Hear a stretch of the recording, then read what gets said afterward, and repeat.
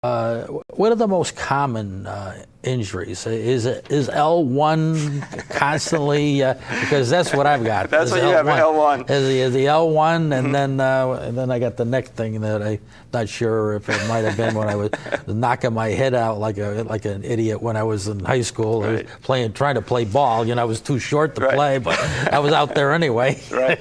Yeah, it depends on the region of the spine. Yeah. There should be 3 curves of the spine. When people think the spine, they think it should be straight, and they're correct.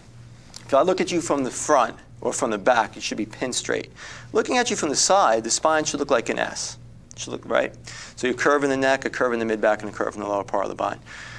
A lot of times we lose that curve in the neck, and that puts a lot of pressure on those mid-cervical or the mid-neck bones. So the most common bones in the neck to wear are the C5, C6. Now, people with headaches, a lot of times it's the C1 and C2. That's all the way at the top. These nerves that... Right underneath where the brain sits. Yeah, right where the skull sits on the spine. Right, that's what I mean. And there could be a lot of tension in there. It makes these muscles that are called the suboccipital muscles tighten up, and you have a nerve that comes out of there that's called the lesser occipital nerve, and that travels all the way up into the skull. When these muscles get tight, it puts pressure on that nerve and makes all the muscles of the skull get tight. Believe me, there's nothing lesser about that one. Yeah. You call it the lesser.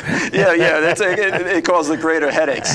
And chiropractic people don't realize, but man, some of the best results we get are with headaches when we start loosening all this up and get the mechanics and the weight bearing. Yeah. But the C5, which is right around here, that wears out a lot. You were asking about the lumbar spine, and lumbar spine is usually much lower, the L5, S1 area. There's just a lot of pressure, and those discs can wear out and put a lot of pressure on the nerves. So we do a lot of work down there as well. Where's L1 again? Well, L1 is this light blue. So that's okay. L1, 2, 3, 4, 5, and then it becomes the sacrum.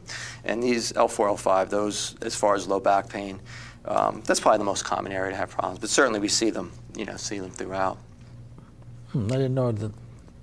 I don't know. It just seemed. I thought L1 was like the bottom of the pile. Right.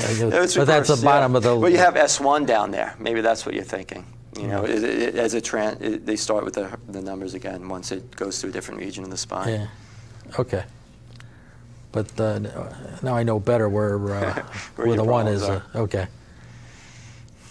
But anyway, it does work for me, and I was hearing all kinds of, well, you're probably going to end up with this or whatever, or that. You got to go to this surgeon or that one in the next 5 years or whatever. Right. Well, that was when I still had hair, and it was still all dark. So chiropractic helps you with your overall health and the spine. Right. And that's the idea. We want to do things as conservative as possible. We want to avoid more significant type of procedures, and not to say that I don't recommend patients go see surgeons, but most of the time we can reduce the likelihood of that, and it does. I tell patients, look, we're looking at you now, but I'm also looking at what you're going to be in 40 years, and we want to really slow down the level of degeneration, so hopefully they'll never need a surgeon or go on medications for these things.